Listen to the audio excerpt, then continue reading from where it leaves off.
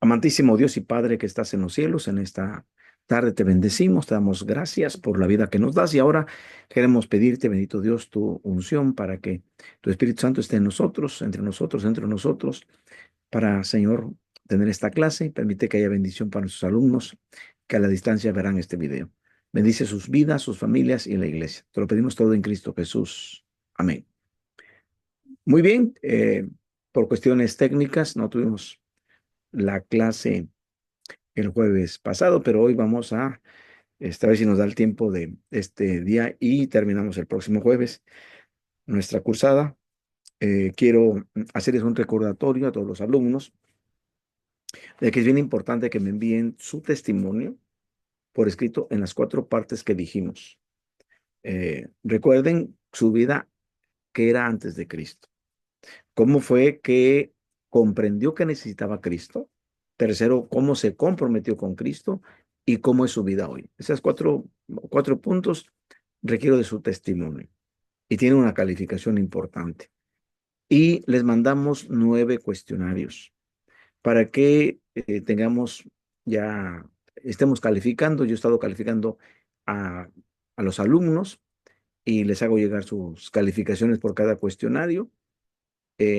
Después vamos a tener un tiempo que les vamos a dar para que todos los entreguen y puedan así ser calificados en esta materia. Muy bien, estamos trabajando grupos familiares y la pieza más importante de los grupos familiares es el pastor de la iglesia local. Recuerden que la iglesia se llama la evangelización y la iglesia local. Y vamos hoy a tratar el punto del pastor, que es la parte, o es el clavo o es la clave. Es la clave para que el sistema funcione o el clavo para que todo se detenga. Entonces, depende del pastor de nuestra localidad para llevar a cabo el sistema de grupos familiares para el crecimiento natural de la iglesia. Voy a poner la presentación, voy a compartir pantalla con ustedes, permítanme.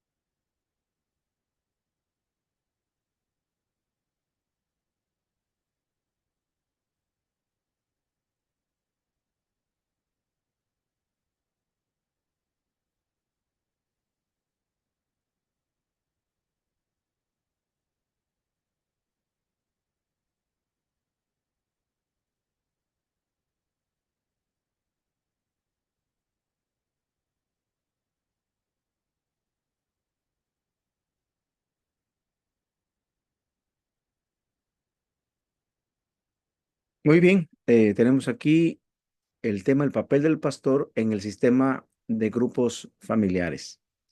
Y lo primero que tenemos que hablar del pastor es de que el sistema de grupos familiares, desde luego, no van a funcionar de manera mecánica, no funcionan de manera mecánica. Es muy importante entonces aquí la participación y el compromiso del pastor de la iglesia local, porque es el pastor el que va a establecer el sistema.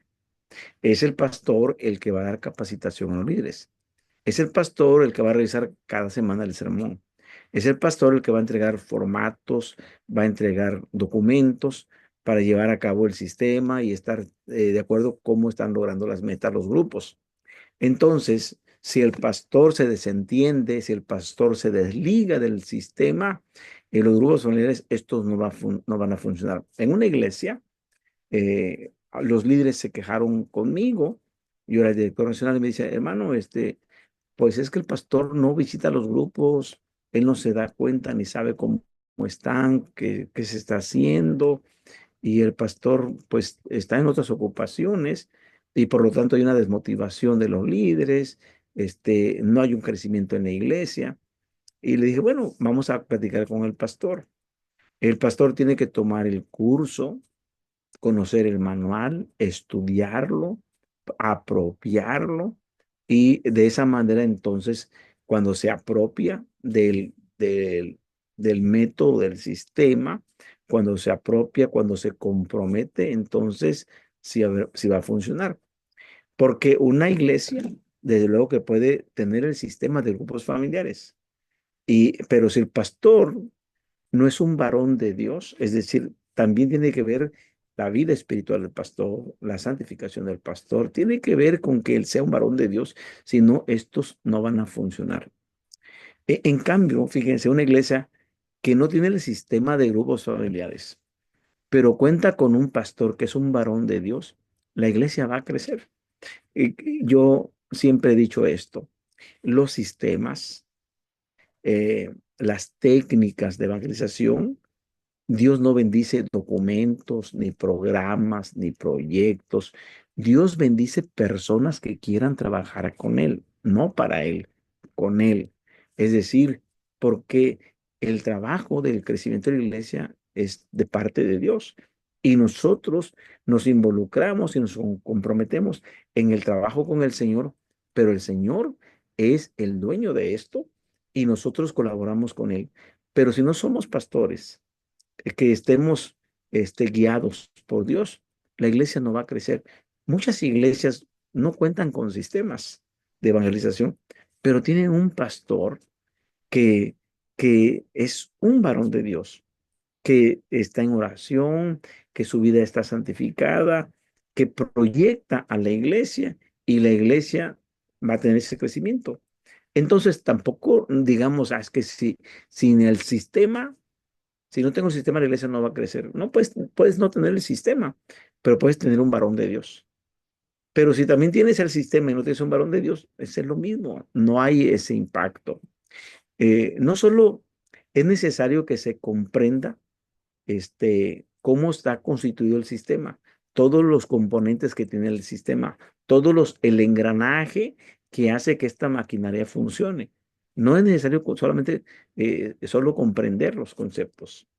Es vital que el pastor, aparte de comprender que su ministerio es la clave para su funcionamiento, que es la clave, él es la parte importante en el sistema, porque el pastor es el que impulsa, es el motor, es el dínamo que hace que haya esa energización, es decir, una sinergia con el trabajo de los grupos familiares, porque el pastor pone también su dinamismo, su energía, más la energía de los líderes, entonces hace una sinergia y el trabajo de los grupos familiares funciona.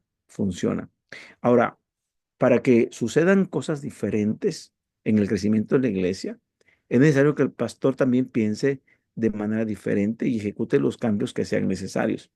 Si nosotros estamos anclados en un paradigma que ya traemos, un paradigma mental que ya tenemos, entonces vamos a tener los mismos resultados de siempre, porque no cambiamos nuestra forma de pensar. Y cuando no cambiamos nuestra forma de pensar, no cambiamos nuestra forma de actuar. Así que piense diferente para que ejecute diferente. Entonces, bien importante que si hay que hacer cambios estructurales en la organización de la iglesia, hay que hacerlos. Hay que hacerlos. Incluso, fíjense, horarios de culto de la iglesia, días de culto de la iglesia. Y no me estoy refiriendo a quitar el sábado, no, no, no, no.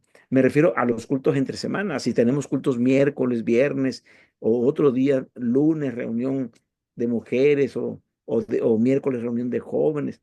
Y tenemos nosotros días en que se están ocupando de la semana, no estoy hablando del sábado, estoy hablando de entre semana, pues a lo mejor suspendemos esos horarios para que los hermanos, en lugar de venir al templo, de estar en el templo, ellos estén en las casas atrayendo vecinos, amigos, familiares y compartiendo la palabra.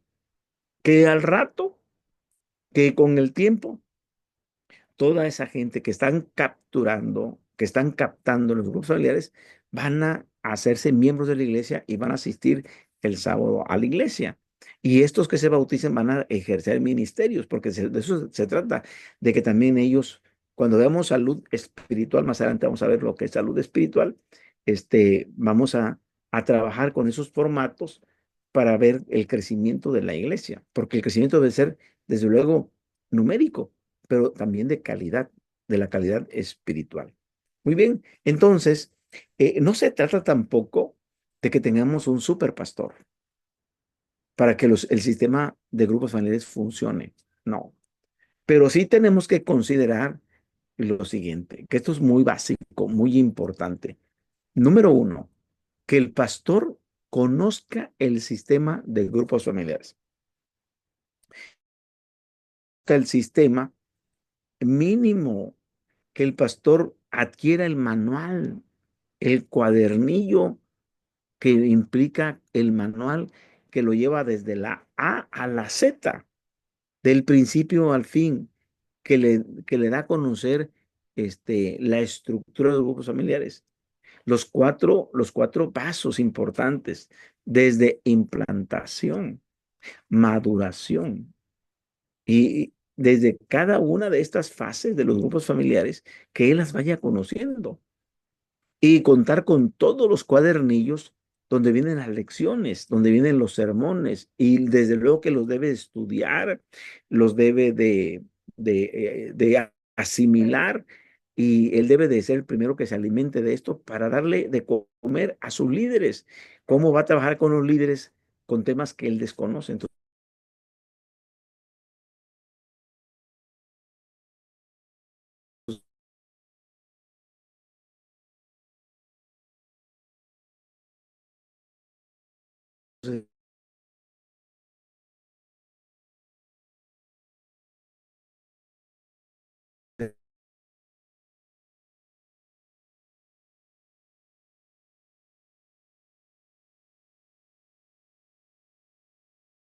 en los grupos estamos nosotros trabajando con grupos familiares y cómo capacitamos a los líderes, pero yo ya debo tener esa experiencia.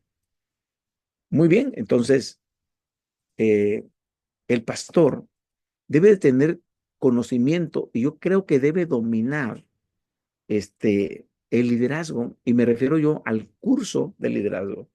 Debe tener un curso de liderazgo. Nuestra iglesia tiene mucho material, y cuando menos proporcionamos la temática del liderazgo, ¿qué le voy a dar a los líderes? ¿Qué deben de saber los líderes? Mínimo de liderazgo deben saber. ¿El líder nace o se hace? ¿Cuáles son los ejemplos bíblicos más notables en la Biblia de liderazgo? ¿Cómo era el liderazgo de Moisés? Bueno, tenemos el liderazgo de Moisés, el liderazgo de Esdras, de Nehemías, ver los diferentes tipos de liderazgo y enseñarles a los líderes a enfrentar los problemas, a sortear los problemas, a cómo resolver aquellos obstáculos. Y entonces trabaja con capacitando a los líderes en liderazgo cristiano. Usted puede decir, hermano, la palabra líder no aparece en la Biblia, y es correcto. Hay otros términos como mayordomo, ser administrador, un mayordomo, un administrador. Y desde el principio, Adán se le puso a cargo del huerto del Edén. Y desde un principio era el cuidador, el mayordomo. Y bueno, miramos nosotros que aunque en la Biblia no aparece la palabra líder o liderazgo, bueno, se infiere por cómo es que el liderazgo conforme a Jesús, el liderazgo conforme a Moisés. O sea, hay diferentes tipos de liderazgos en la Biblia, y aunque no aparezca la palabra, podemos hablar de liderazgo.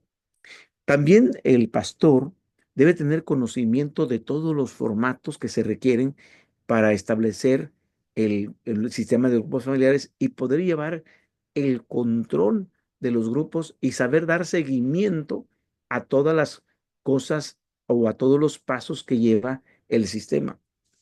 Porque el que no sabe es como el que no ve.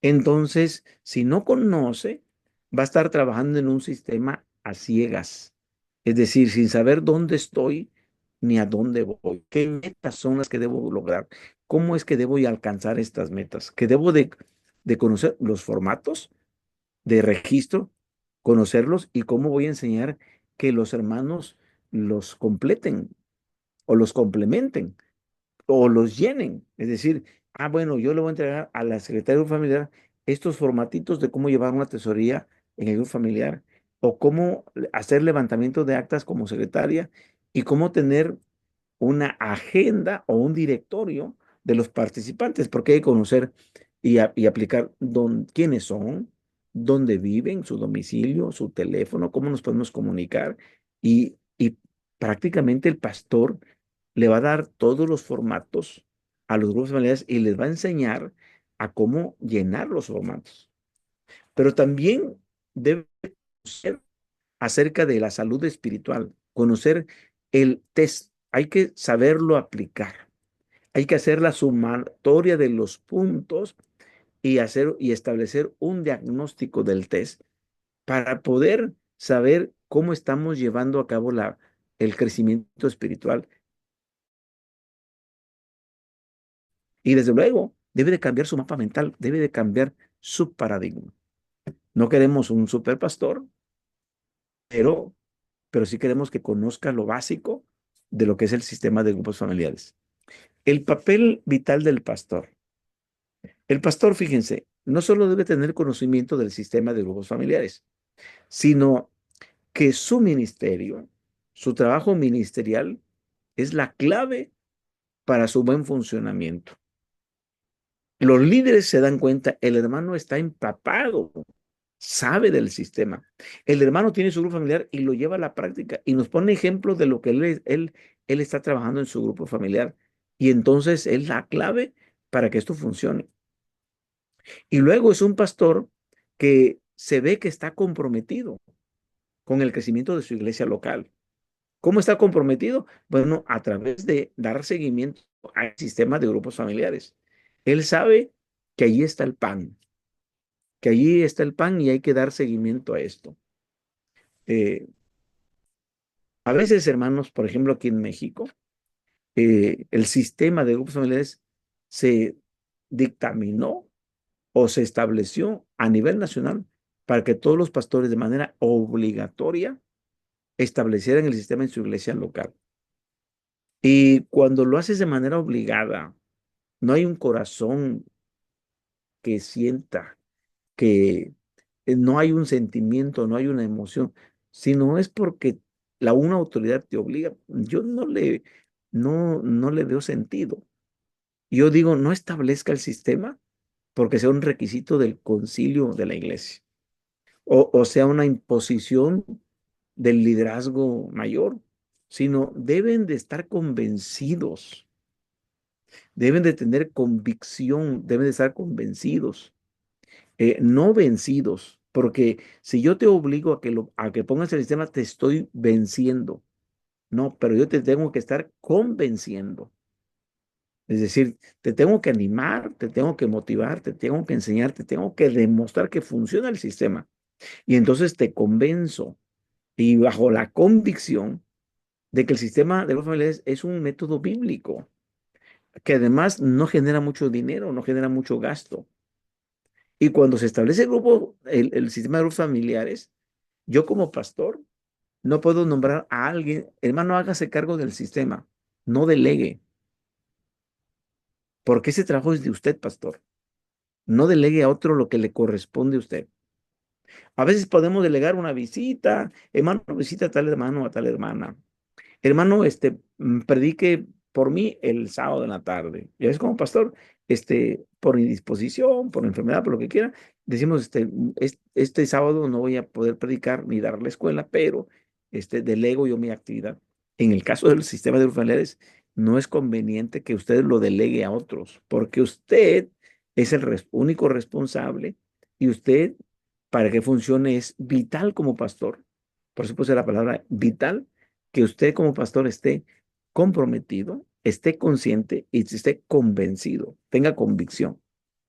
El pastor debe, cuando hablamos de cambiar paradigma, que este es el punto último, de cambiar paradigmas, es decir, cambiar su paradigma, este punto último, tenemos nosotros que estar dispuestos a los cambios. Y siempre que hagamos un cambio administrativo, eclesial, este, cualquier cambio incomoda y produce resistencia. Y a veces el que primero se resiste es el pastor. No quiere hacer cambios. Porque esto lo lleva, no sé si se acuerdan que les puse yo un programita de la semana. Dedíquele un día a su familia, pastor. Dedique a los familiares los cultos que tiene que atender. Usted tiene su agenda de trabajo de la semana, pero el sistema lo va a llevar a que usted repiense, como quien dice, haga reingeniería y piense que tiene que hacer cambios. Va a haber resistencia de usted, de los líderes de la iglesia, de los ancianos de la iglesia y de la iglesia en general, porque no van a querer cambiar, no van a querer sustituir un horario de culto de la iglesia para que en ese horario de culto, en diferentes colonias, barrios, aldeas, se estén trabajando los grupos familiares. Y decirles, mis queridos hermanos, los miércoles ya no vamos a tener culto aquí en la iglesia, pero vamos a tener cultos en diferentes partes de la ciudad. Y por así decir culto, porque realmente no vamos a llevar el culto de la iglesia del grupo familiar, que ya lo dije, ya lo explicamos, pero vamos a tener nuestro horario de estudio bíblico en las casas en ese mismo día en que asistíamos al templo. No estoy hablando del sábado, insisto, estoy hablando de los días entre semana, que a veces tenemos iglesias que hacen cultos todos los días. Por ejemplo, aquí en México hay iglesias que están en poblaciones rurales y donde tienen cultos todos los días. En la ciudad a veces tienen culto los miércoles, los viernes, porque así está su tradición. Su tradición es de que hace de 40, 50 o 60 o 70 años hace que la iglesia se estableció en alguna ciudad y que sus horarios son 5 de la tarde a 7 de la noche, miércoles y viernes, el sábado todo el día y domingo también tienen culto. Entonces, tenemos así congregaciones. Y esto es bien importante entonces, hacer cambios. Pero es bien importante que si usted va a hacer cambios, si va a reformar algo, hágalo de forma gradual. No lo haga de golpe y porrazo, como decimos. No en un santiamén, ¡prum!, ya lo hicimos. No, hágalo gradual, vaya cambiando, va haciendo reformas de manera gradual. Y es bien importante que comunique la visión a toda la iglesia. Si es posible, ponga carteles en la pizarra de la entrada de la iglesia, ponga toda la información, toda la logística de los grupos familiares, todo, incluso un mapa de la ciudad, que la gente lo ve y están allí en, en grapas o en alfileres, están ahí los puntos donde van a estar los grupos familiares distribuidos en la ciudad. Es bien importante que la visión usted la comunique a la iglesia. ¿Se acuerdan que les dije, miren, para empezar el sistema de familiares, empiecen con un grupo familiar? No empiecen con 5 ni con 10. Empiecen primero con uno. Cuando usted, ese grupo familiar, empieza a dar frutos, entonces es bien importante que esos frutos hay que cuidarlos. Hay que cuidarlos porque también esos frutos nos van a servir para testificar que el sistema sí funciona. Cuide el alcance de los primeros frutos del sistema de grupos familiares. Bien, como el pastor es el encargado del sistema, el responsable del sistema, y es la persona indicada para hacer la selección de líderes y anfitriones. Entonces, eh, use, procure usar todos los recursos que le proporciona la Biblia donde usted dice, bueno, ¿cómo voy a seleccionar? Piense, hombres y mujeres de buen testimonio, llenos de fe, llenos del Espíritu Santo. Son 3 requisitos sencillos. Puede aumentarle, hermano, si quiere usted que además sean fieles. Fieles, fieles a la doctrina, fieles al pastor, fieles a la congregación, son fieles en su matrimonio, es decir, son fieles a Dios en todo tiempo. Entonces, pensamos en hermanos que al seleccionarlos, nosotros reconocemos que son personas cercanas al pastor, cercanas a nosotros y que desde nuestra posición han recibido confianza, es decir, son dignos de confianza. Puede ser que también sean hermanos de familias reconocidas de buen testimonio, hermanos que tienen años en la iglesia. Yo estaba viendo sus testimonios y algunos de ustedes están en la iglesia desde su niñez y seguramente, así como ustedes, debe haber hermanos que aman la iglesia porque desde niños son de la iglesia y son de familias reconocidas. Y como alguien anotó en el testimonio y dijo, mi abuelo vino con motivo de la guerra a este país. Somos alemanes del Volga. Es decir, me imagino que del este de Alemania, del este de Europa o de Europa del Este, y que viajaron hasta Argentina y se establecieron. Y son fundadores de la Iglesia de Dios Séptimo Día en Argentina. Estoy dando a colación esto porque estamos hablando de familias reconocidas, que lo reconoce la iglesia, no solamente local, sino la iglesia en el país, la iglesia en el país, porque la iglesia de Argentina tiene su propia historia, como nosotros aquí en México. Han cumplido más de 100 años como nosotros, entonces, de establecidos en el país. Y tenemos nosotros aquí, por ejemplo, familias muy antiguas pero que además de que son antiguas, son fieles. Es decir, son hermanos y hermanas que son reconocidas por buen testimonio, ¿sí? Son hermanos de la iglesia que están apegados a la doctrina, que aman la iglesia, que tienen a sus hijos en sujeción, que son de buen testimonio. Entonces, estamos buscando a hermanos de familias reconocidas. Al final, es la iglesia la que juzga la eficacia del sistema en relación al liderazgo y a los anfitriones. Dice la iglesia, sí, nosotros creemos que esto va a funcionar porque el hermano Richard, porque el hermano Abraham, sí, porque la hermana Lina, porque estos hermanos, porque el hermano Alfredo, el hermano Javier, o la hermana Noé, o los hermanos son de buen testimonio de familias reconocidas. Y esto va a funcionar. La iglesia juzga y juzga correctamente y ve la eficacia del sistema en base a qué personajes estamos seleccionando.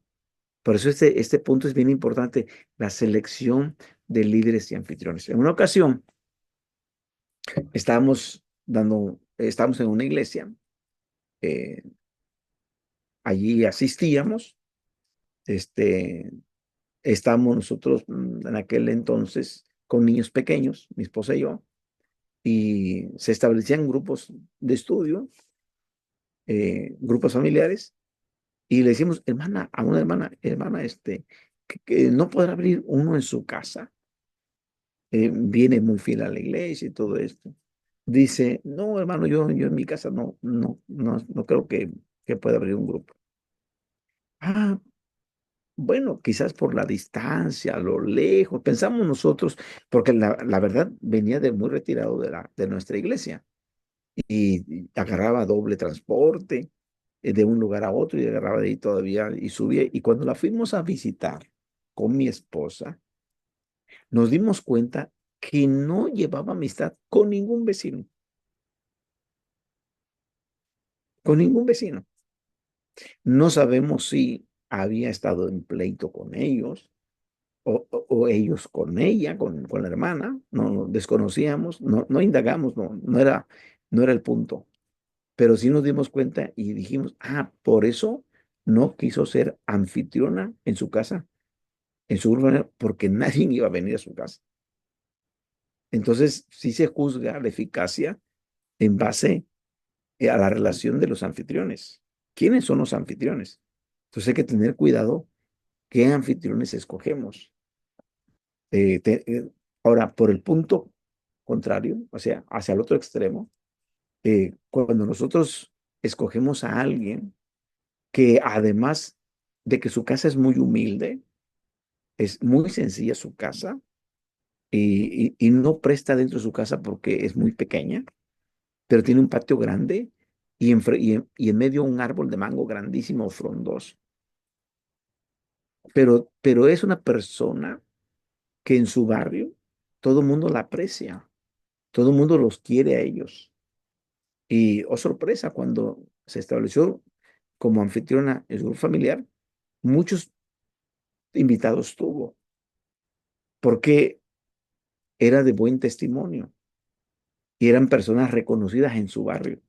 Es decir, no solamente tienen que estar reconocidas dentro de la iglesia, sino que tienen un reconocimiento en donde uno vive, en donde uno vive.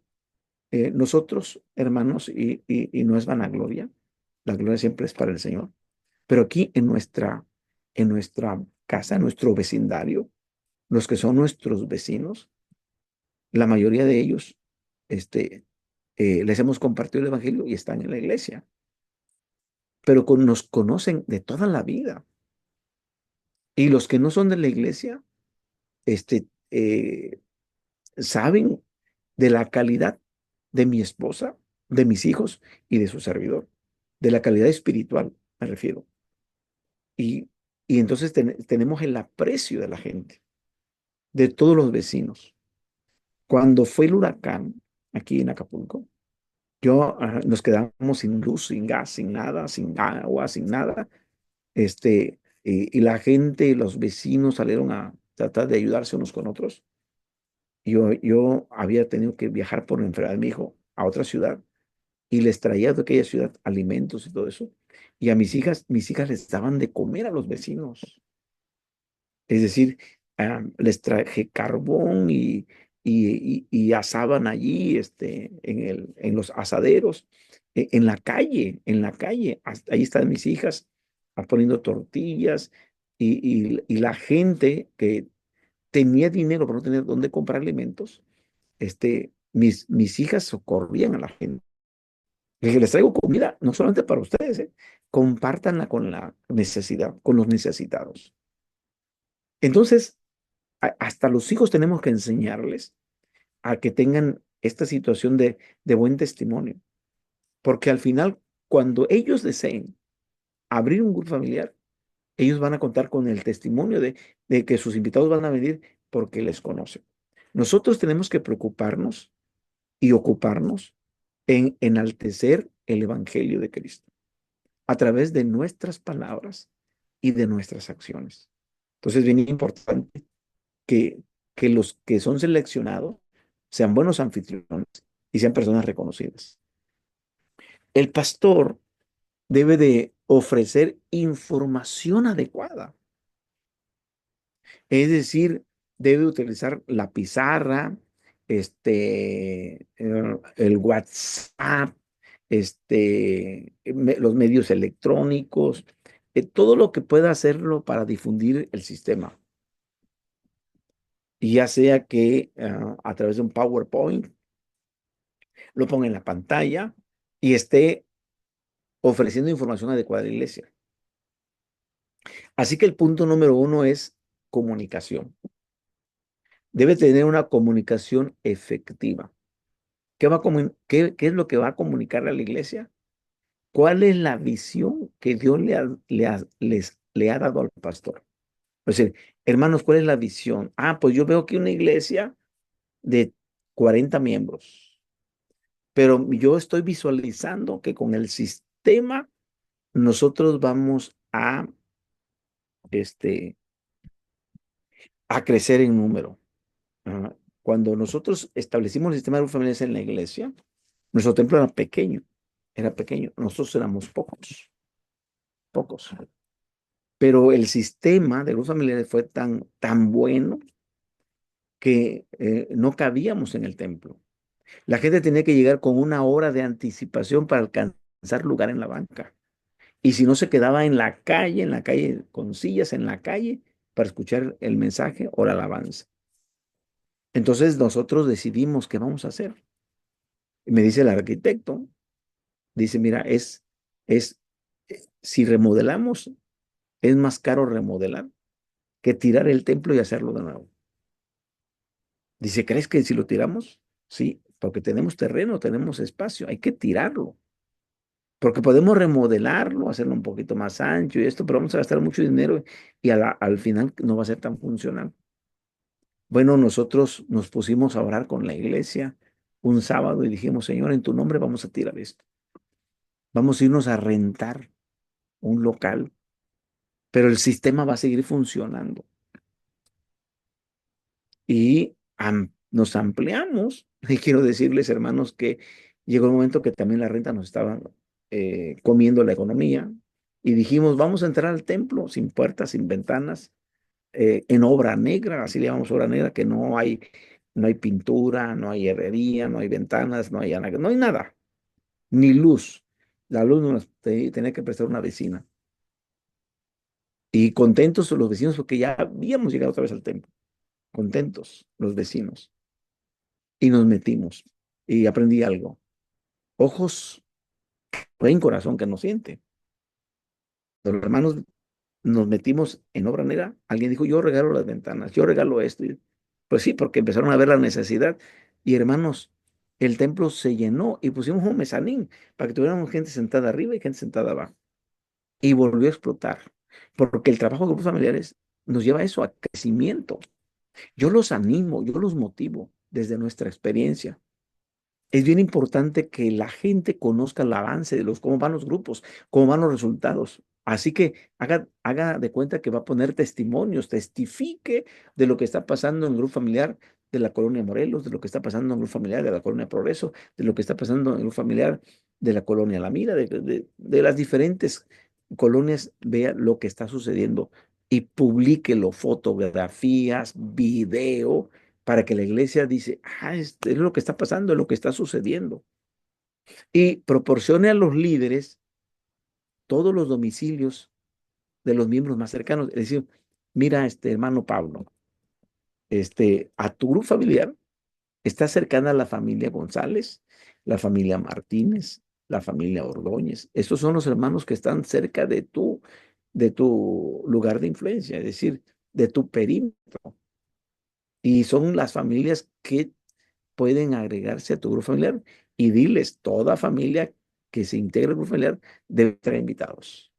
Así que, pero van a integrarse y tú los vas a desarrollar en los diferentes liderazgos, que ahorita los vamos a ver, los diferentes liderazgos, porque vamos a hacer un resumen de todo lo que hemos visto en el sistema familiar. Entonces, estamos hablando del pastor.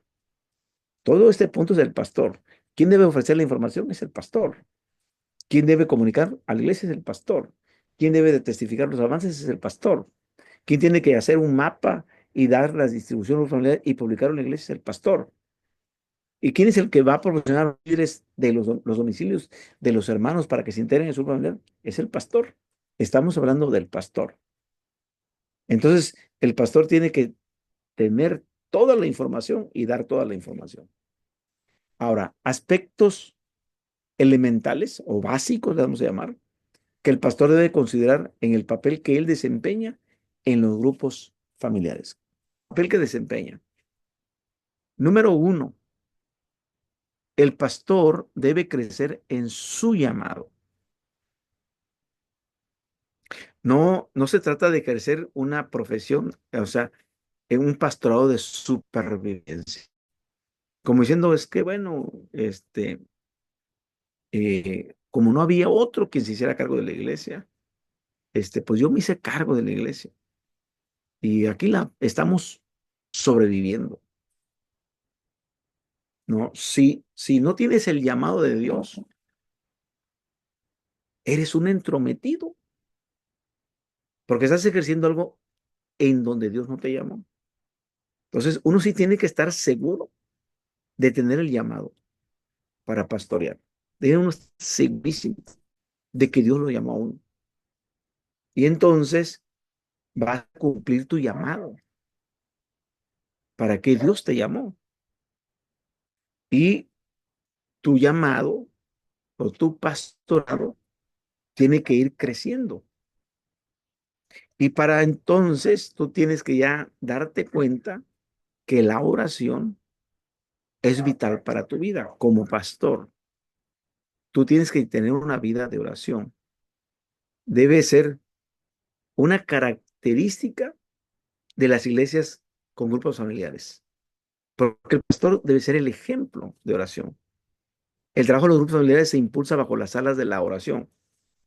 Quiere decir entonces que si en tu iglesia tu culto de oración es un culto desangelado, donde el culto de oración van cuatro o cinco, este, necesitas ver qué hay que hacer para que el pastor, como ejemplo, y los líderes sean hermanos de oración. Para que el sistema funcione, debe haber oración.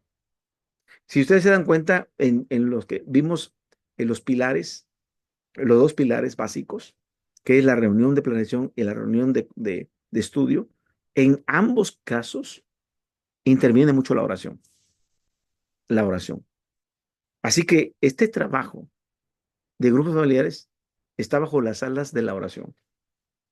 Sin la oración, no van a crecer los grupos familiares, ni vamos a crecer nosotros como hombres y mujeres de oración. Debemos de tener vidas de oración. Entonces, nuestros cultos de oración en la iglesia no van a ser desangelados. Y digo la palabra en el que no hay oración para ir al culto de oración. Pero, ¿será que no hay necesidad en la iglesia? No, sí hay mucha necesidad. Hay enfermos, hay necesitados, pero también tenemos que ir a orar por el crecimiento de la iglesia, por la vida espiritual de la iglesia. Y entonces tenemos nosotros que ser parte número uno de la oración. El pastor debe de ser apasionado, debe crecer en pasión. Eh, por ejemplo, antes de convertirme a Cristo, yo era un súper apasionado al fútbol. Yo quería ser jugador de fútbol profesional, de estar en primera división. Yo quería jugar. De hecho, a escondidas de mis papás, yo ya estaba practicando en una segunda división, entrenaba, pero como era menor de edad, no me podían contratar, tenía que mi papá ir a firmar. Y mi papá no quería que yo jugara fútbol. Entonces yo dormía fútbol, fútbol, mi vida era fútbol. Pero cuando encontré a Cristo, mi pasión cambió totalmente. Sí, me gusta el fútbol, pero antes yo no comía por el fútbol, antes yo no dormía por el fútbol. Hoy el fútbol no es una parte importante. Hoy puedo decir que si se trata de predicarle de Cristo, hasta ni como. Como antes decía, no, es que voy a ir a jugar fútbol, después vengo a comer. No, hasta ni como, porque la pasión cambió. Entonces debemos tener este fuego dentro de nosotros. Cuando, cuando el pastor tiene pasión, este se contagia y hace que esta chispa encienda un gran fuego en la iglesia. ¿Por qué? Porque todos los hermanos que participan en los grupos familiares van a sentir también esta pasión, porque van a ver al pastor que está apasionado. Y el pastor también debe de crecer en su dependencia al Espíritu Santo. Esta tarea, que es una tarea espiritual, que predicar el evangelio, que establecer grupos para que otras personas vengan a escuchar de Jesús. El móvil, quien mueve, quien impulsa, debe de ser el Espíritu Santo, porque es el Espíritu Santo el que dirige el destino de la iglesia. Y nosotros como pastores debemos aprender a depender del Espíritu Santo. Debemos de aprender a ser dirigidos por el Espíritu Santo. Debemos de estar sensibles a la voz del Espíritu Santo. ¿Qué es lo que el Espíritu Santo, a dónde nos va a guiar? ¿Qué nos va a enseñar? ¿Y qué nos va a impulsar a hacer? Todo, todo tiene que ver con el reino de Dios, ¿eh? Todo tiene que ver con establecer el reino de Dios. No es que, es que, este, es, ¿Es algo para que uno tenga lucimiento? No. La luz es Cristo. Y nosotros también somos luminarias de Cristo. Es decir, porque Cristo nos ilumina a nosotros y el Santo Espíritu de Dios nos dirige. Entonces, aquí es bien importante ser una iglesia, ser un pastor con dependencia al Espíritu Santo. El pastor también debe de crecer en la palabra de Dios. Miren, cómo es que este sistema nos lleva a que ya tenemos los cuadernillos y tenemos ahí ya establecidos los sermones. Hasta tenemos más de 40 y tantos sermones para predicarlo en 9 meses en grupos familiares. Y cuando nosotros nos sumergimos al estudio de la palabra y sabemos que esta pasión que tenemos también está fundamentada en su palabra, sabemos que esto no es una solo emoción. Estamos aquí por la emoción. No, no, estamos conscientes de todas las pruebas, dificultades y todo, pero estamos creciendo en la palabra de Dios. Es decir, nuestro fundamento es la palabra de Dios. Sin un sólido y creciente conocimiento de la palabra de Dios, no se puede asegurar la conservación de una iglesia. La iglesia se conserva porque estamos nosotros fundamentados en la palabra de Dios. Es decir, es una iglesia que conoce todo del Señor. Por eso Jesús dijo, vayan y hagan discípulos a todas las naciones, bautícenlos y después enséñenles a que guarden todas las cosas. Entonces tiene que haber enseñanza, tiene que haber palabra de Dios. Y de esta manera se puede conservar una iglesia fundamentada en la palabra de Dios porque hay un pastor que está creciendo en la palabra de Dios. El pastor debe de crecer en conocimiento. ¿Por qué? Porque el pastor va a tener que enfrentar y resolver situaciones de índole diversa. Porque no solamente se trata de que el pastor va a predicar, sino que también tiene que tener conocimiento por cómo aconsejar a alguien que está pensando en el suicidio, cómo aconsejar a alguien que quiere casarse, cómo aconsejar a un joven decidir incluso por estudiar alguna profesión. Le van a pedir y le van a consultar. Oiga, pastor, ¿qué me puede decir? ¿Qué piensa? Fíjese que hay una chica que me gusta, pero no es de la iglesia. ¿Qué puedo hacer? Y vienen así un montón de cosas, de situaciones, y uno tiene como pastor crecer en el conocimiento. Entonces requiere que nosotros nos ampliemos en conocimientos de los elementos que son importantes para poder atender y dirigir la iglesia. ¿Por qué? Porque el pastor acompaña a la iglesia, da acompañamiento pastoral. Y en el acompañamiento pastoral surgen un montón de cosas, un montón de situaciones. Entonces el pastor, este, no solamente tiene que conocer la palabra de Dios, sino que debe estar también, tener conocimientos incluso con aquellas ciencias auxiliares de la Biblia o de la palabra de Dios. Hay ciencias auxiliares. Qué bueno que ustedes están tomando un seminario. Qué bueno porque les van a abrir más el panorama de cómo, de cómo atender la iglesia, de cómo acompañar al pueblo. Entonces, es bien importante tener atención y dirección de la iglesia. El pastor debe crecer en santidad. Entonces, tiene que ver con una integralidad, es decir, donde se requiere de un varón de Dios íntegro. Y entonces el pastor crece en santidad. Y aquí la santidad se tiene o no se tiene. Quien desea que su iglesia crezca, debe también crecer en integridad, en pureza, en justicia, en verdad y en honestidad. Pastor debe ser una persona que debe crecer en la humildad. Eh, Aunque tengamos nosotros diplomas, estrellas, coronas, títulos, lo que usted quiera, lo que usted estudie, lo que usted sea. Entonces, eh, amo la iglesia porque en la iglesia no debe haber diferencias. En la iglesia todos somos iguales ante los ojos de Dios. Y por lo tanto, Si Dios no hace acepción de personas, nosotros tampoco lo hubiéramos de hacer. Entonces, yo convivo en mi iglesia con hermanos. Yo soy médico de profesión y tengo estudios pastorales y he dado clases en seminarios, pero no me hace más. No soy más que los demás. Incluso he aprendido a que los dones que tengo, a Dios me los ha dado, pero tengo ausencia de otros dones que otros tienen en la iglesia y que a mí me complementan, sus vidas me complementan.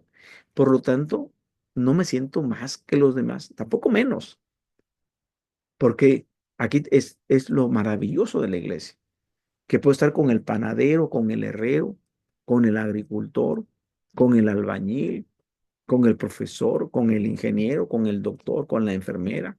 Entonces, no importa tu profesión, ni tampoco quién eres, ni de dónde vienes, ni qué tienes, ni qué sabes. Eso no es lo importante. Lo importante es que todos tenemos a Cristo. Lo importante es que todos tenemos dones del Espíritu Santo, que a través del bautismo, a través del encuentro con Cristo, nos ha dado dones. Y entonces esos dones hay que trabajarlos. Pues yo reconozco cuáles son los dones que tengo y son los que humildemente tengo que yo trabajar con ellos.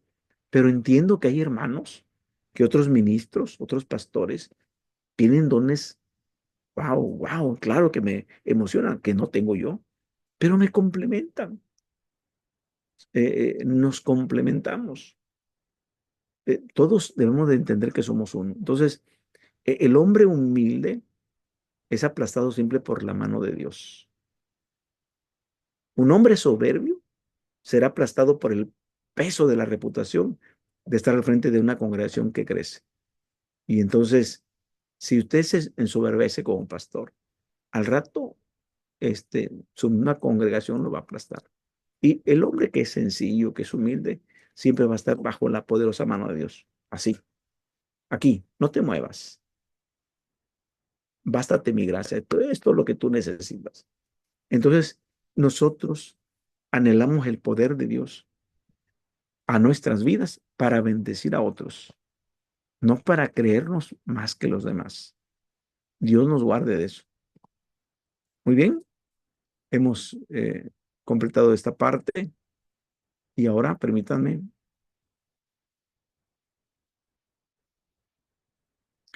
vamos a trabajar, este, como que un resumen vamos a hacer, del sistema.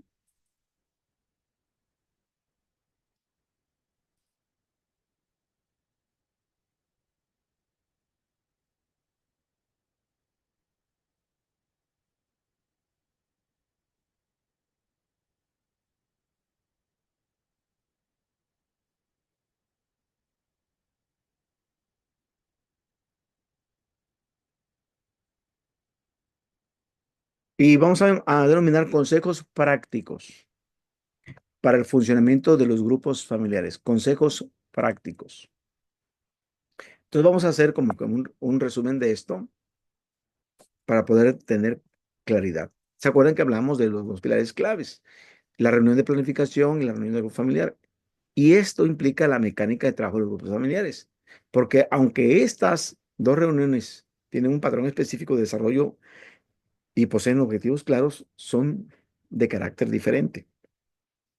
En la planeación de un familiar se busca planear para tener buenos resultados, porque sin planeación no hay buenos resultados.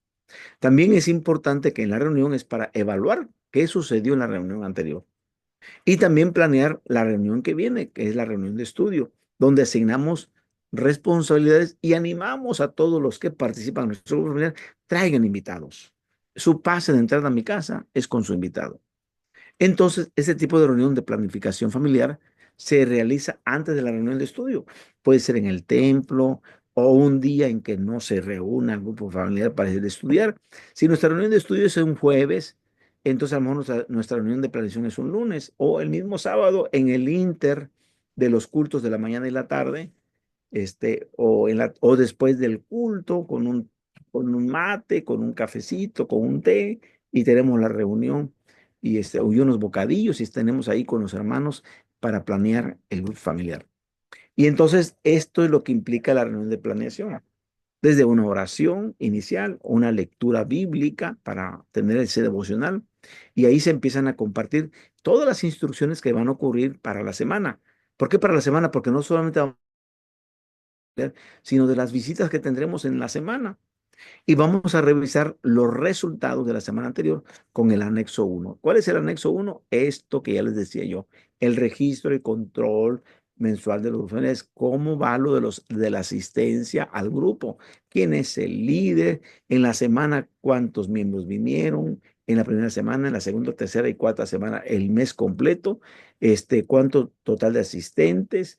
El total de asistentes, qué tema se dio, quién fue el expositor, cuánto se recogió de ofrendas y la fecha de cada semana, la fecha de cada semana. Y al final firma el líder y puede hacer algunos comentarios que le, le preocupen.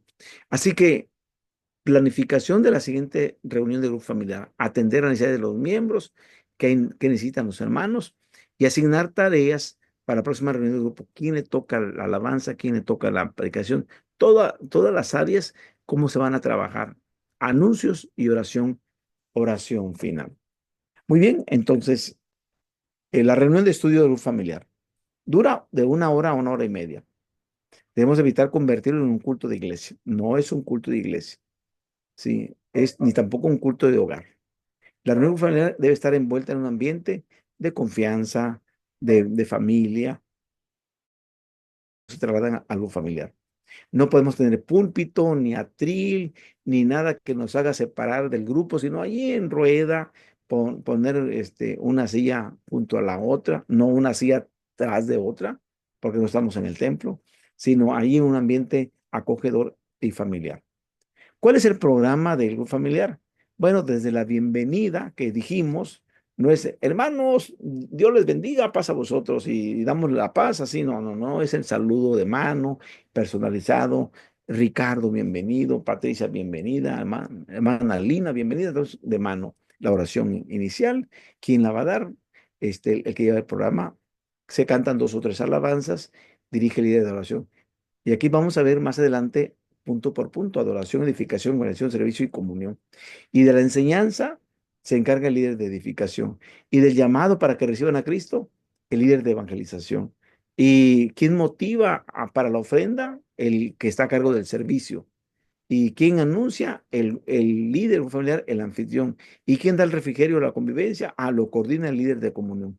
Aquí están las 5 áreas de la misión: adoración, edificación, evangelización, servicio y comunión. Ahora, ¿cómo logra una reunión exitosa? Aquí es bien importante la oración.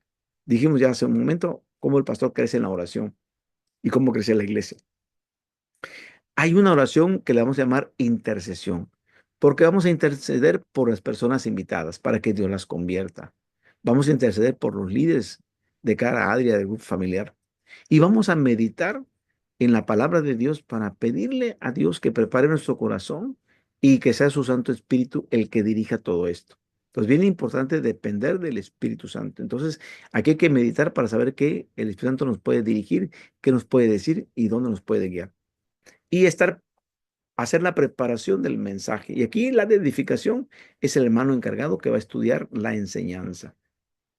También es importante que en el grupo familiar trabajemos las relaciones interpersonales saludables para que todas las personas nuevas regresen, tengan deseos de venir. Y entonces aquí es bien importante que seamos amables con las personas, detenernos a escucharlos y buscar con ellos, con todos los invitados, hacer relaciones significativas, amorosas, fraternales. Oye, ¿y cuándo cumple años? ¿Y cuántos hijos tiene? Conocer a sus hijos de nombre, a su esposo, a qué se dedican, todo aquello que implica vida secular, es decir, conocerlos, vida secular, y también saber escucharlos, saber qué les preocupa, qué les aqueja, cuáles son sus temores, es decir, tener relaciones interpersonales saludables. Trabajar en equipo fuera del grupo familiar. Es decir, no solamente me concreto a la reunión del grupo familiar, que es el jueves a las 5 de la tarde, el miércoles a las 7 de la noche, el horario y el día que usted diga, no solamente el día en la reunión, sino entre semana, en los demás días, ¿qué debo de hacer para visitar a las personas nuevas? Un mensajito, trabajar con ellos, atender a los invitados en todo tiempo, capacitarse. Yo como líder o un liderazgo muy familiar, yo debo de capacitarme todo el tiempo. Cada vez que el pastor requiere una reunión de vamos a dar liderazgo o vamos a dar doctrina, vamos a dar esto, yo debo de asistir a mis capacitaciones y debo de asistir a mis reuniones de planeación. O sea, yo debo de ser una persona que esté comprometida con el sistema de grupo familiar y debo de estar comprometida con mi capacitación y con mis conocimientos. ¿Cómo desarrollar las áreas de la misión? Entonces ya vamos a ir área por área, ¿eh? Vamos a ver la adoración. ¿Qué implica la adoración? Bueno, la adoración, su significado es una respuesta de reconocimiento tanto a la gracia salvadora como a la soberanía de Dios, al obrar en la vida de los creyentes. Ahora, este reconocimiento se hace evidente en una humillación personal, pero también en una humillación comunitaria. No solamente en mi persona, sino cuando lo hacemos en comunidad. Y todas nuestras acciones, no solamente es el canto, sino hay muchas otras actos de adoración que son expresión más que la música, más que cantar o más que tocar un instrumento. Hay otras expresiones que nos ayudan a adorar a Dios. ¿Como cuáles? Bueno, la adoración en un grupo familiar, la adoración en un grupo familiar debe involucrar tanto la expresión como la reflexión. ¿Cuáles son las formas en que podemos expresarnos para adorar a Dios? Bueno, son a través de la oración. A través de la oración podemos estar adorando a Dios. Ah, bueno, a través de la música, o con un instrumento, o con el canto, o con acciones de gracias, con testimonios de cómo Dios me bendijo en la semana, o cómo Dios me libró de la muerte. Y damos los testimonios de Dios y cómo Él está actuando en nuestra vida. Algunas otras formas reflexivas de adorar son la oración, porque a veces orando estamos reflexionando. En la meditación de su palabra estamos reflexionando. E incluso cuando ofrecemos nuestro ayuno y decimos, hoy voy a ayunarle a Dios y va a ser tiempo de reflexión. ¿Cómo está mi vida? ¿Por qué quiero ayunar? ¿Por qué quiero ofrendar el ayuno? Etcétera. Y también la retroalimentación de la palabra de Dios. Es decir, yo escuché el mensaje y ese mensaje llega a mi vida. ¿Cómo reacciono al mensaje? ¿Cuál es la respuesta que debo tener al mensaje? ¿Qué retroalimentación tiene que tener el predicador?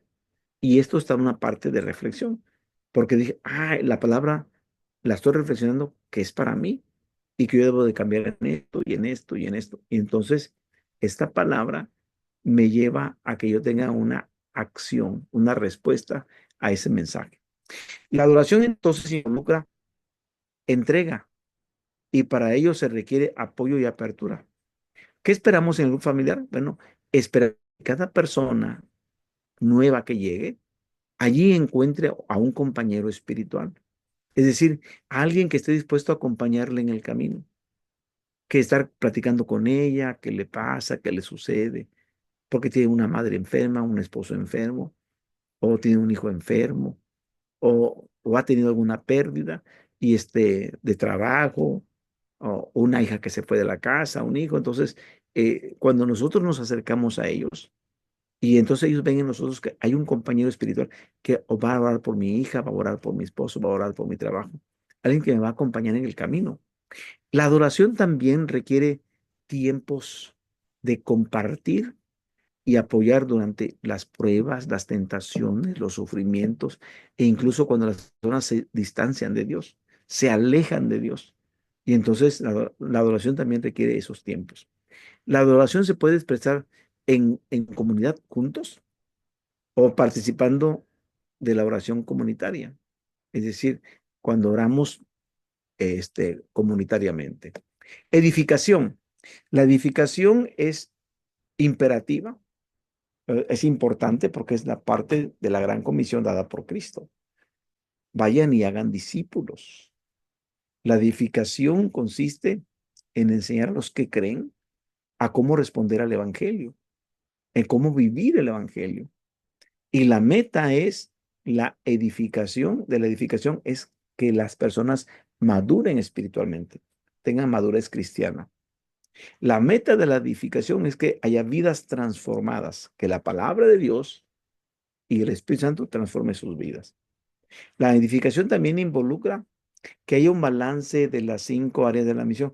¿Cómo hablamos de balance? Es que luego a veces los grupos familiares, o sea, pasan cante y cante y cante y cante y cante, le dan mucho tiempo a la adoración. O son grupos que le dedican poco al canto, poco al mensaje y tienen unas convivencias, unos comelitones, unas grandes comidas, le dan mucho tiempo a la comunión. O son hermanos que poco cantan, poco leen la palabra, pero están atentos a las necesidades de los demás y le dan mucho énfasis al servicio. O son hermanos que lo que les interesa es ir a predicar a las casas, estar predicando el evangelio y no se interesa mucho en la edificación, no se interesa mucho en la adoración, no se interesa mucho en el servicio, no se interesa mucho en la comunión, le dan mucho énfasis a la evangelización. Entonces, tenemos nosotros grupos familiares desbalanceados de las 5 áreas. Entonces, cuando habla del balance, es de que nosotros tenemos que procurar que las 5 áreas estén balanceadas. Mire, y nos pasa curiosamente en las iglesias, ¿eh? Si tenemos un pastor que le gusta mucho la música, que le gusta mucho la adoración, va a buscar tener los mejores instrumentos en la iglesia, va a buscar tener el mejor sonido, va a buscar, le va a interesar mucho la música, mucho que el grupo haya de alabanza toque bien, va a interesar que los niños vayan a la escuela musical, va a estar enfocado en prepararlos musicalmente, que la iglesia entone correctamente los cantos. No está mal, está bien, pero se puede olvidar de todas las demás áreas. ¿Dónde queda evangelización? ¿Dónde queda edificación? ¿Dónde queda servicio? ¿Dónde queda comunión? Pero conozco hermanos, pastores, amigos míos, que les digo, le ponen mucho énfasis a los convivios. Ya están pensando que el próximo culto, hermanos, vamos a celebrar esto y echan la casa por la ventana, pues, así decimos, ¿no? Consiguen la comida, que estén el agua de sabor, de fruta, que esté todo, el pastel, todo, todo, todo. Y hay mucha convivencia, mucha comunión, poca palabra. No le ponen miedo al estudio de la Biblia. A la música no le ponen mucho interés, los aparatos todos cayendo, los instrumentos sin cuerdas. Cuando hablamos del balance es que todas las áreas funcionen, que ninguna esté superando a las demás. Eso es balance. No sé si me explique o me estoy explicando, pero debemos de tener balanceadas las 5 áreas de la misión. La edificación se trata de desarrollar discípulos y la edificación es el proceso de discipulado, porque incluso el discipulado no es un sistema nada más, sino que nos lleva toda la vida, ¿eh? Nos puede llevar toda la vida el discipulado. Es diferente. Entonces, la palabra de Dios hace que las personas maduren espiritualmente, tengan vidas cristianas maduras. De eso se trata. Algunas sugerencias para desarrollar la edificación. Ya dijimos, balancear el desarrollar individual el grupo. Propicie el desarrollo individual a través del discipulado. Aquí tenemos en la iglesia un sistema integral de discipulado, donde al que va iniciando después del bautismo, cómo lo integramos, eh, integrándolo al cuerpo de Cristo. Aquí es la primera parte. Creciendo en el cuerpo de Cristo, creciendo, que es la segunda parte. La otra parte es que nos lleva a la madurez y luego a compartir a Cristo. Es decir, vamos llevando paso por paso al creyente. Y aquí cada miembro del grupo debe de acompañar a otro miembro del mismo sexo en su desarrollo cristiano. Y para esto tenemos el anexo 2 y 3. Vamos a establecer un plan equilibrado de estudio de la Biblia, de oración y ayuno. Pero también es bien importante saber cómo está la salud espiritual de cada miembro de la iglesia. Y tenemos que hacer prácticamente una vez al año una evaluación para ver cómo están ellos siendo discipulados y cómo van en su salud espiritual. Voy a poner aquí el ejemplo formato. Aquí tenemos, por ejemplo, el test de salud espiritual y viene en la columna a la izquierda las diferentes áreas: adoración, edificación, luego viene este, servicio, comunión y evangelización. Entonces acá adoración y edificación y acá servicio, comunión y evangelización. Pero en las columnas donde están los números viene cuando el creyente está de manera incipiente, cuando el creyente está encaminado o cuando está desarrollado. Y entonces vamos poniendo calificaciones. Cuando es incipiente, podemos calificarlo del 1 al 2. Cuando está encaminado, podemos marcarlo del 3 al 4. Pero cuando ya está desarrollado, le damos calificación de 5. Y entonces vienen las preguntas. En adoración, voy a poner la primera. Mi forma de vivir demuestra que Dios es mi más alta prioridad. Él ha aprendido Mateo 6:33. Mas buscad primeramente el reino de Dios y su justicia y las demás cosas vendrán por añadidura. Él dice, no persigo las añadiduras. Busco el reino de Dios. Busco primero a Dios. Dios es primer lugar en todo. Y entonces cuando se pregunta, mi forma de vivir demuestra que Dios es mi más alta prioridad, ¿cómo estoy? Incipiente, que apenas empiezo, me pongo de calificación 1 o 2. O ya estoy encaminado, ya mi trabajo no es tan importante, es más importante Dios. Mi esposa no es tan importante, es más importante Dios. Mi familia no es tan importante, es más importante Dios. Mi persona es menos importante, es más importante Dios. Voy dándole preeminencia, en primer lugar, a Dios. Y entonces o estoy encaminado o ya estoy desarrollado. Y así vienen las demás preguntas. ¿Dependiendo de Dios en cada aspecto de mi vida? ¿Dependo de Dios en mi vida matrimonial, en mi vida conyugal, en mi vida familiar? ¿Dependo de Dios en mi trabajo, en mi persona? ¿Dependo de Dios? Entonces, ahí vienen las preguntas y vienen las calificaciones. Y no las hacemos nosotros, las va haciendo cada miembro. ¿Cómo se siente? En el área de la edificación, soy rápido en confesar cualquier cosa en mi carácter que no es como Cristo. O sea, estoy fallando y la palabra de Dios me dice, estás fallando en esto. Ahora, soy fácil de confesarse. Te confieso que en esto estoy fallando. ¿Qué calificación me pongo? ¿Permito que la palabra de Dios guíe mis pensamientos y cambie mis acciones? Yo la permito.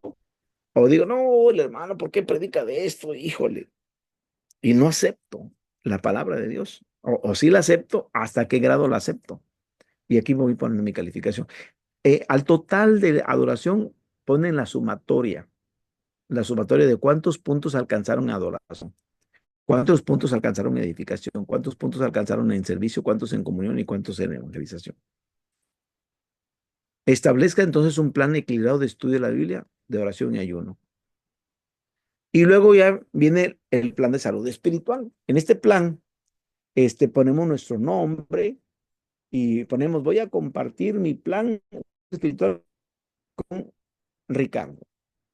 Yo me llamo Manuel y voy a compartirlo con Ricardo, quien será mi compañero espiritual para ayudarme a balancear en mi vida las 5 áreas de la misión integral. Fíjense, aunque nosotros vamos a estar trabajando las cinco áreas en los grupos familiares: adoración, edificación, servicio, evangelización y comunión, cada miembro y cada que sea acompañado también va a estar involucrado en estas 5 áreas. Recuerden que estas 5 áreas, ¿de dónde las tomamos? De Hechos 2:42 al 47. Ahí están las 5 áreas de la misión. ¿Cómo es que la iglesia primitiva tuvo un descomunal crecimiento? ¿Por qué crecieron tanto? porque practicaron estas 5 áreas de la misión.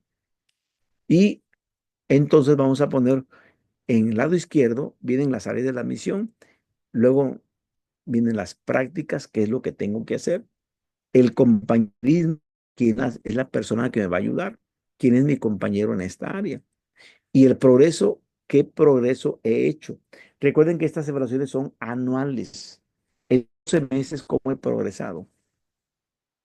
Si nosotros y tomáramos esta, yo me acuerdo que hicimos un seminario, y impartí un seminario de vida espiritual y les enseñé cómo utilizar este tipo de formatos y cómo ir trabajando para crecer en las diferentes áreas de la misión. Y entonces aquí viene en la adoración mi puntaje de cuántos puntos alcancé. Pero como lo estoy haciendo con mi compañero, con mi amigo, entonces también él tiene que darme su puntaje. ¿Qué puntaje obtuvo? Nos vamos a ayudar unos con otros. El puntaje de mi amigo fue de tanto. ¿Qué puntaje tuve yo? De mi compañero, en cada área, mi puntaje y el puntaje de mi amigo. Y él va a tener lo mismo. Va a tener el mismo formato, su puntaje de él y el puntaje de usted. Y entonces, de esta manera, vamos a revisar cómo es que va avanzando nuestro plan de salud espiritual. Servicio. Servir se trata de servir. Entonces, cada persona y familiar es un siervo. Los dones y habilidades dados por Dios son para ser usados en beneficio de los demás. El servicio puede ser hacia adentro y hacia afuera de la iglesia. Hacia adentro, hacia los que ya son miembros, pero hacia afuera, hacia las personas que nos visitan o incluso personas que todavía no llegan al grupo familiar y les podemos ir a hacer un servicio, arreglarles la luz en su casa, tirar su basura, pintar su fachada, hacer un servicio y que esto implique que al rato ellos nos visiten. Hace 2 días, sí, fuimos a visitar, supimos del fallecimiento de una hermana de la iglesia. Entonces mi esposa habló con los familiares, oiga, queremos visitarlos, ¿no? Vamos a ir a darles el pésame. Sí, tal día los esperamos. Ah, ok, ¿a qué hora? No, pues ahí estamos. Vamos a dar solamente un servicio de oración. Mi esposa llevó una bolsita de galletas para que lo tomen con café.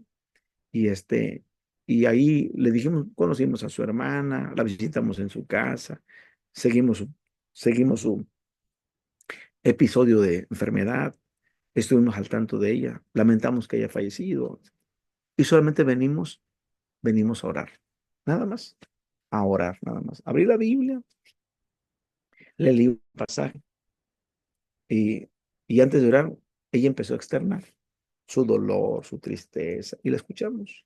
Nada más, ella quería que alguien la escuchara. Sentía mucho la partida de su hermana, su hermanita, y, y murió de cáncer. Ah, está bien.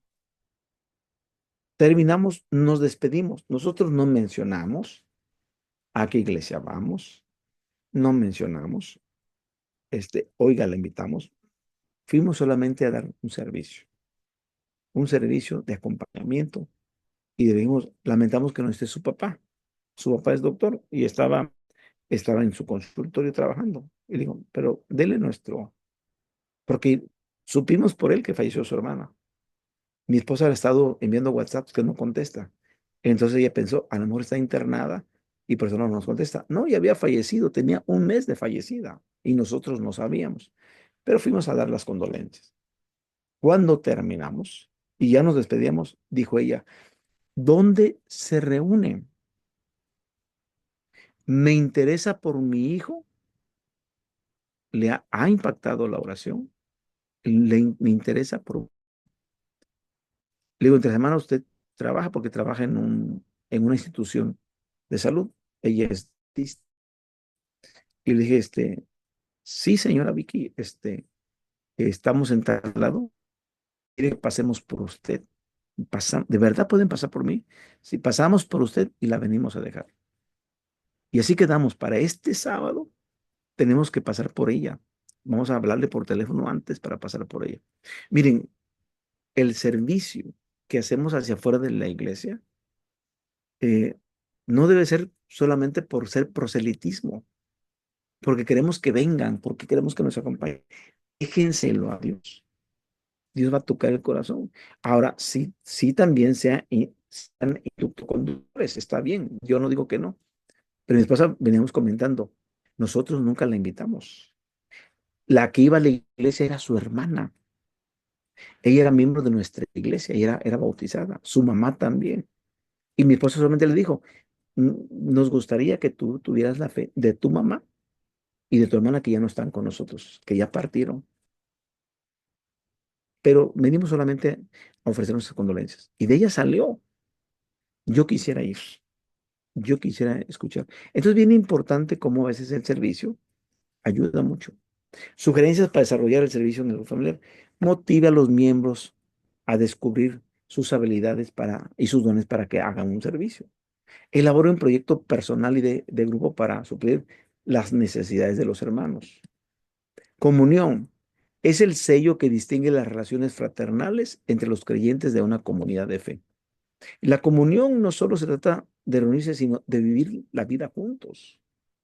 La esencia de compartir el pan, festejar con el que debe ser festejado, servir con el que debe ser servido, dar con el que debe de recibir, incluso amonestar al que debe de ser amonestado. Entendemos que a través del pan, de la comida, podemos establecer Jesús, multiplicó los panes y los peces, les dio de comer a la gente. A Jesús le gustaba la comunión y le reprochaban que comía con, con publicanos y pecadores. Entonces, pues tenemos que comer con ellos y vivir la vida juntos. De eso trata la comunión. Sugerencias para desarrollar la comunión. Desarrolle relaciones auténticas y significativas. Los líderes participen en actitud de servicio para resolver conflictos y atender las necesidades de los asistentes. Alentar el sentido mutuo de pertenencia del grupo. Evangelización. Bueno, es la proclamación del Evangelio, las buenas nuevas del reino de Dios. Y están centradas en la persona de Jesucristo para persuadir a que todas las personas que están lejos de Dios vengan y se reconcilien con Él y vivan bajo su señorío. No solamente deben ser salvos, sino deben estar bajo su señorío, obedecer a Dios. Entonces, la evangelización es compartir las buenas nuevas. La evangelización es el privilegio de trabajar con Dios, no para Dios. Recuerden, ustedes están representándolo ante los demás. La evangelización tiene un impacto eterno para quien recibe el mensaje del evangelio, porque cuando ellos encuentran a Cristo, impactan a la eternidad de ellos. La evangelización no es una tarea de los pastores ni de los evangelistas, es de todos los que hemos creído. ¿Cómo sugerimos interceda por la conversión, haga oración por sus familiares, amigos y conocidos? Cada miembro del grupo debe de elaborar su testimonio personal. ¿Por qué les insisto en que elaboren su testimonio personal para que lo puedan compartir fácilmente? En 3 minutos compartan lo que Dios hizo en sus vidas. La verdad tiene una perspectiva tanto local. Es necesario ser sensibles a necesidades de la calle donde vivimos, del barrio donde nos vivimos, de la colonia, de la aldea, de donde esté ubicado un familiar. ¿Para qué? Para que probemos actividades que atiendan a aquellas personas que están cerca de donde nosotros nos reunimos. La evangelización tiene una perspectiva global, motive al grupo a practicar un evangelio contextual. Y por último, ¿cómo conservar resultados? Una iglesia que tiene implantado el sistema de grupos familiares y estos funcionan de manera saludable, pronto tendrán resultados. Con los nuevos creyentes comenzará el verdadero trabajo. Cuando ellos empiecen a bautizar, allí va a comenzar el verdadero trabajo. Porque podemos compartirles el evangelio, creen y luego se bautizan. ¿Luego qué? Hay que desarrollarlos, hay que trabajar con ellos, hay que cerrar la puerta de atrás para que no se vayan al mundo, no regresen al mundo. Debemos de tomar medidas de atención y cuidado pastoral. Siempre las primeras semanas después de que alguien se convierte son críticas en la vida de una persona por la influencia que tienen, por las familias que tienen, por el trabajo que tienen. Va a haber un bombardeo sobre ellos. Y es por eso que se requiere dar entrenamiento a los miembros de un familiar de no solo ganar almas, sino también en cuidarlas. Así que las visitas para las personas que han aceptado a Cristo son importantes.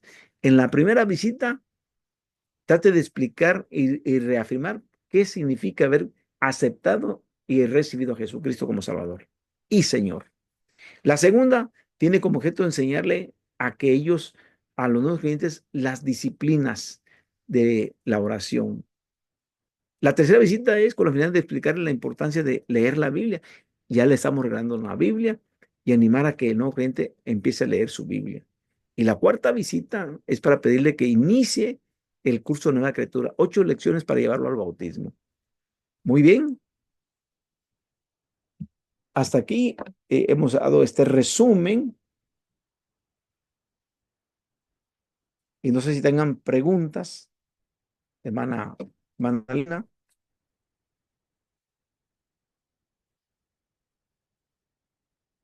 Vamos bien, hermano. Estoy aquí procesando. Eh, Gracias. pues terminamos el sistema de grupos familiares y la clase del jueves. Quisiera yo trabajar con ustedes un poquito del perfil del evangelista y un poquito de estrategias, desde luego desde la Biblia, las estrategias que se pueden usar para compartir el evangelio. Y terminaríamos la cursada el próximo jueves. Estaremos dando por terminado y vamos a dar el tiempo de una semana para que entreguen su trabajo, testimonio y sus 9 cuestionarios contestados. Por favor, les invito a que muchos han fallado en las transiciones. Las transiciones, ¿cómo pasamos? Acuérdense, ¿cómo pasamos de gracia a hombre?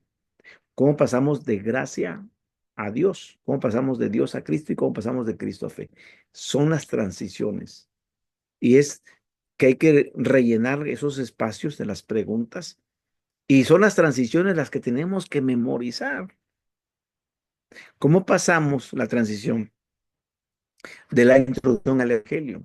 Hay una transición entre la segunda pregunta de diagnóstico, viene después la transición y luego entramos a Evangelio.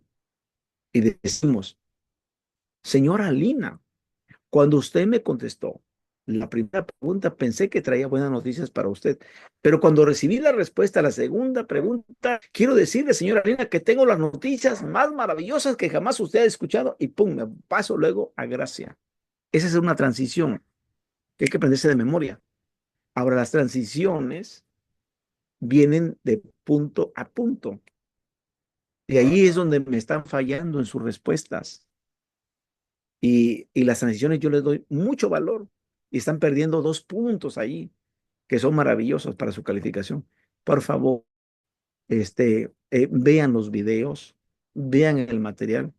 Las preguntas se contestan falso o verdadero.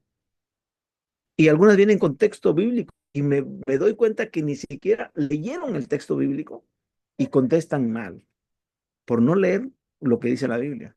Si le está dando la cita bíblica, allí contesten bien. Pues les animo a que entreguen su material. Y los esperamos próximo jueves a la misma hora. Vamos a orar para retirarnos. Bendito Dios y Padre, en el nombre de tu Hijo amado Jesús, queremos agradecerte por este tiempo de estudio. Bendice a nuestros alumnos a la distancia. Sus vidas sean bendecidas, sus familias sean bendecidas y su iglesia local sea bendecida. En nombre de Jesús. Amén. Amén. Gracias, hermano. Bendiciones. Dios les bendiga. Nos vemos el jueves. No, hermano. Igualmente, bendiciones.